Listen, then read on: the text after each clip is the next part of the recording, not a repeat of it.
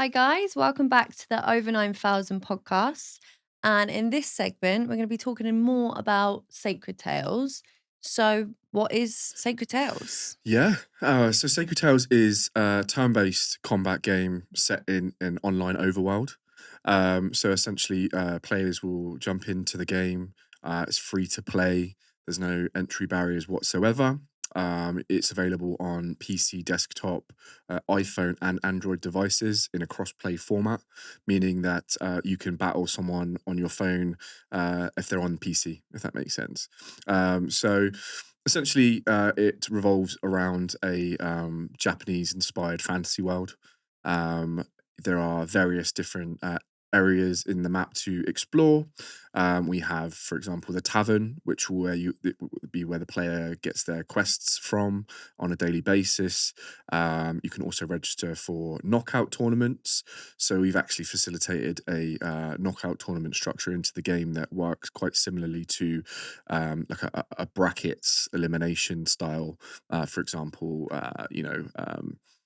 the World Cup in football, and you have the kind of leaderboards, you have the brackets, and you come through in a kind of elimination format. So we can facilitate up to 32 players simultaneously in a live knockout tournament at any one time. Players will come in and they will battle against each other. It's ultimately built to be highly competitive. You can also purchase various different items in the game that can kind of boost your combat prowess as well, such as we call them skill scrolls. So they're essentially kind of like how I would compare them to TMs, technical machines in Pokemon, aka your skills that you use in combat, right? You can collect these cards, and then if you collect enough of a certain card, you're able to upgrade that card, which increases its ability and damage output as well.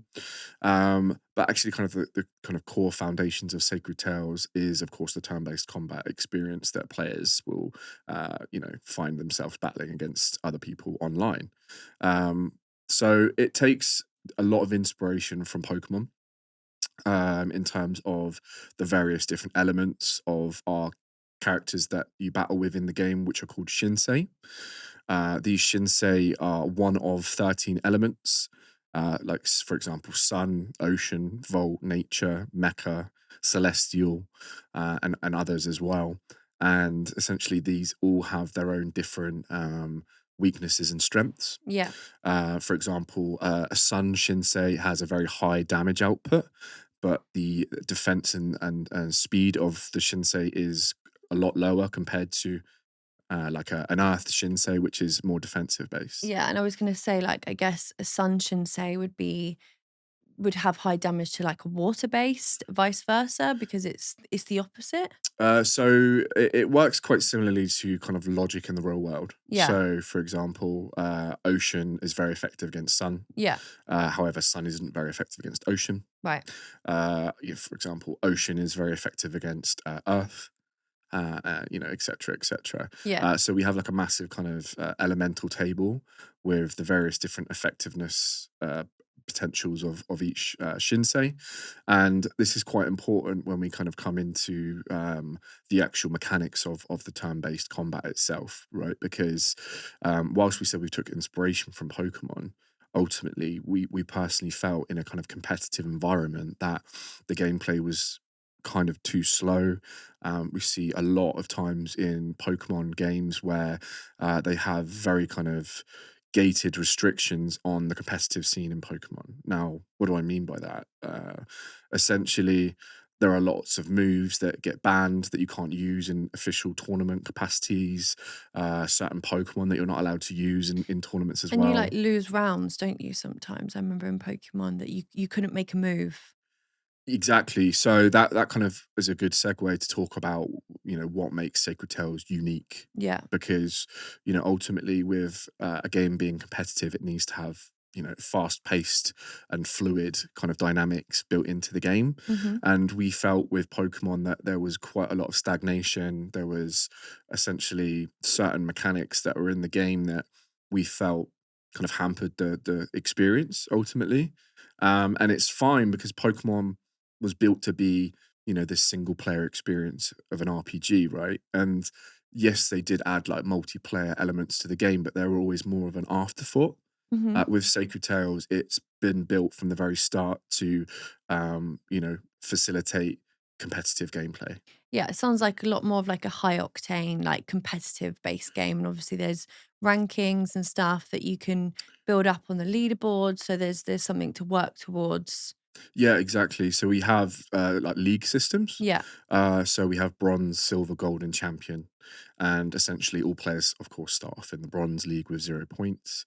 And they progress through the ranking systems by victories in ranked matches. So it gives you good incentive to play, to fight, to evolve. Exactly, I suppose the interesting thing there is that's where the kind of play to earn element comes into play, Right.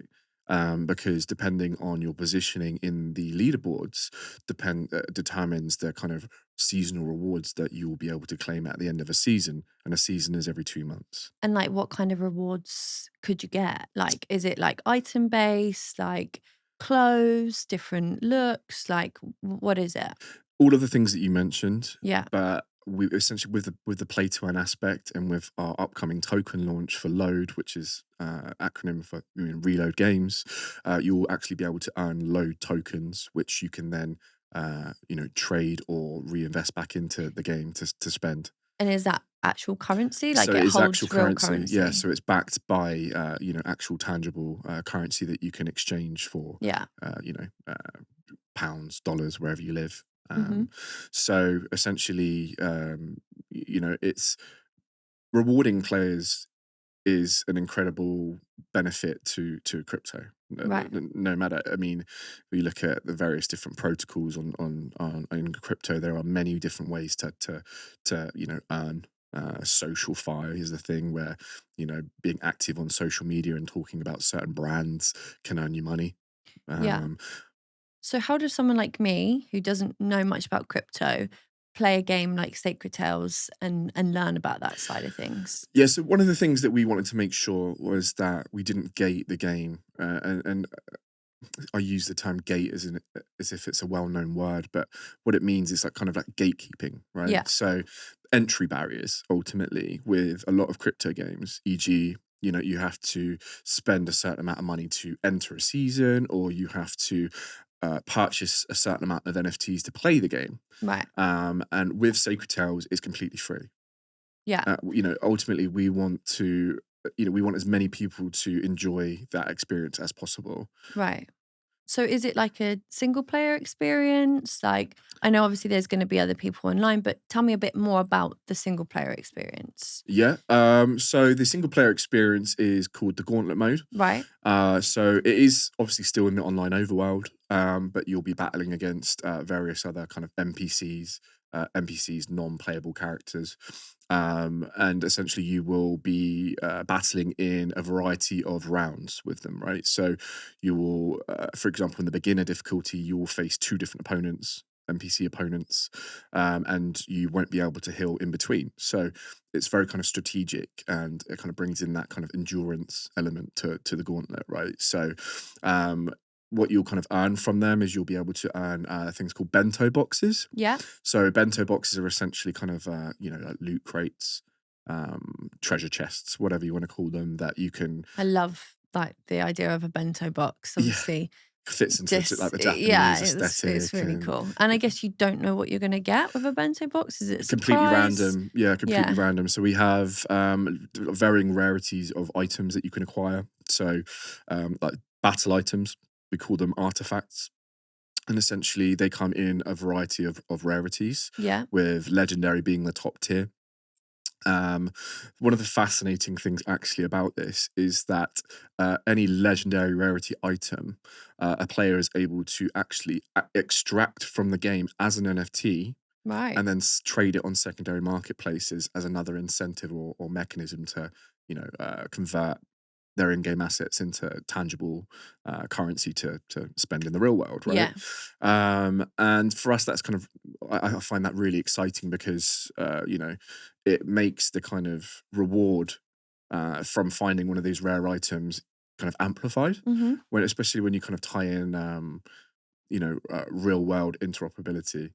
It makes it really, really kind of exciting. Hmm. Um, So yeah, I kind of want to like talk a bit more about the actual kind of combat experience. Yeah. Have you played many Pokemon games before? Not loads. I've played them on obviously the Game Boy because we used to sit in the back of the car, didn't we? We all had our Game Boys, me, you, and Morgan.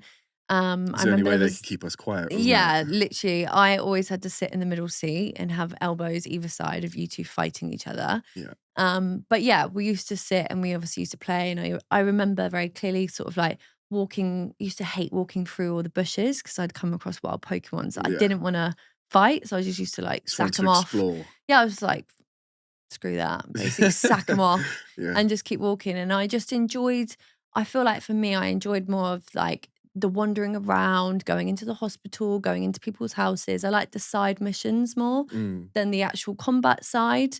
But I do really appreciate Pokemon. And I did think it was a good game, but obviously I didn't have quite the high intensity of love as you did. yeah. That's it. Yeah. The reason I bring it up is because I kind of want to like use Pokemon as a good comparison to Yeah. the actual kind of combat It's experience in Sacred similar, Tales. isn't it?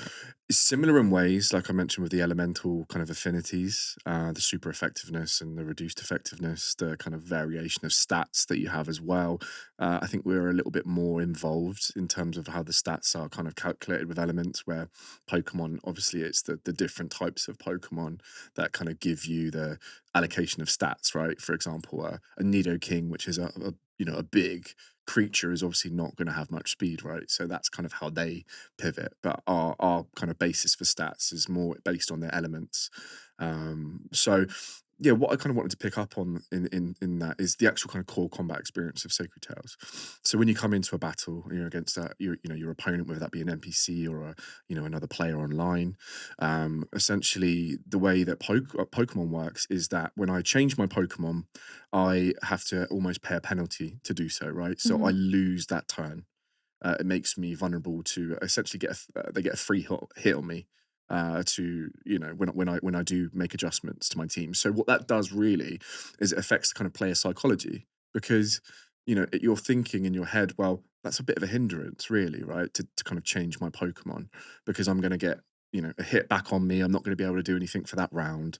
And we kind of like looked at this and just thought, like, is there a better way to involve the players more and kind of create a more kind of dynamic and engaging experience? Yeah, I guess as well, like if you are changing your Shinsei through a battle, then the opponent has no idea what you're going to change to. So it's going to keep them constantly guessing and keep that high intensity Yeah. of the match, isn't it? Well, that's the thing. Like, yes, and that is kind of the same in Pokemon as well. But Mm. the key difference with Sacred Tales is that we have something called form changes. Yeah.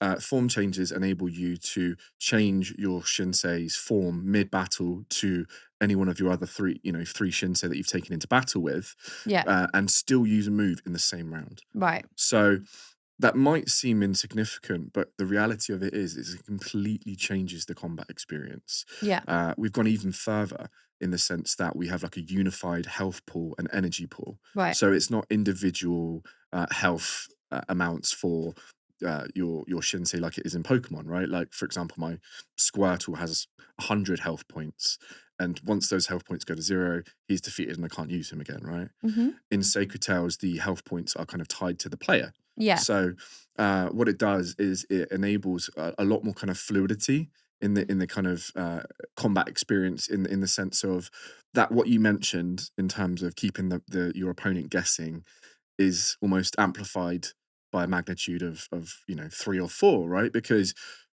I know in Pokemon, if someone's changing their Pokemon, they can't hit me that round. So I've got time to To think and gather. think and Yeah. adapt and maybe counter that move.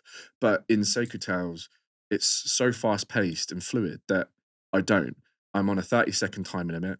He's just changed in. He's just done a damage move on me, or he's cast a buff, and so I'm having to think very fast and rapidly to try and counter what he's doing, try to understand what his long term plans are in that experience, right? And ultimately, we wanted to kind of create uh, an experience where there is such a deep level of kind of tactical knowledge to kind of um, increase your kind of skill level, ultimately increase your combat efficiency in the actual match. one of the kind of dangers in games like Pokemon, for example. You know, I remember playing that game, and all I did was just smack them, smack, smack, smack, like just physical attacks, as high damage as I could, right? Yeah. But in Sacred Tales, you know, kind of the buffs and debuffs that you can cast. So you've got to be quite Um, clever about yeah, what moves you're deciding to that, pick. you know, that's not to It's a say that bit you more can't just, technical. you know, Yeah.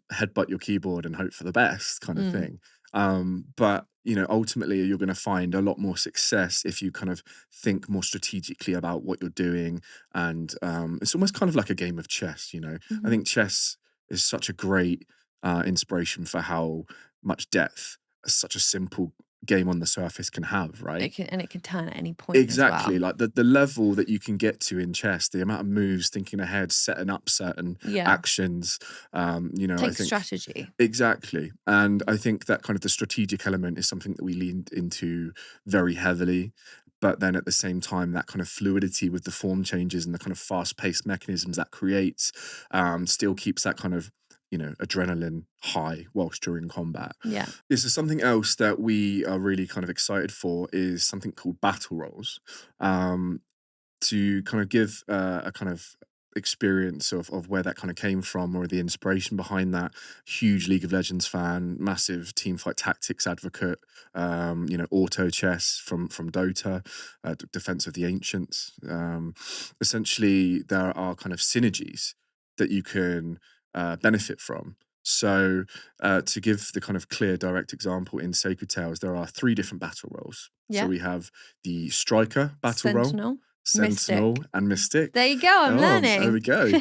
And you know, the kind of fascinating thing about that is that it adds such an extra added layer. Yeah. And you know, really, it's quite simple to kind of pair them in. So the way that we assign the battle roles depends on the element of the Shinsei. Yeah. Now, like I mentioned before, with the elements, they all have different varying strengths and weaknesses. So we were able to kind of really tap into them with these battle roles to make them even more in depth, and kind of a higher kind of mastery kind of curve Yeah. of understanding and getting the maximum output of all of these different battle roles, right? So to kind of start off with is Striker. So Striker is your typical like DPS glass cannon. He's gonna be like the fighter, I guess. Exactly, Yeah. exactly. Yeah. So you've got two passives. One of them is called Onslaught. So Onslaught stacks your attack boosts every round you consecutively use a striker. Yeah. For example, the first round I use a striker, I get a 25% increase to my attack damage, which is just raw output of damage to the opponent.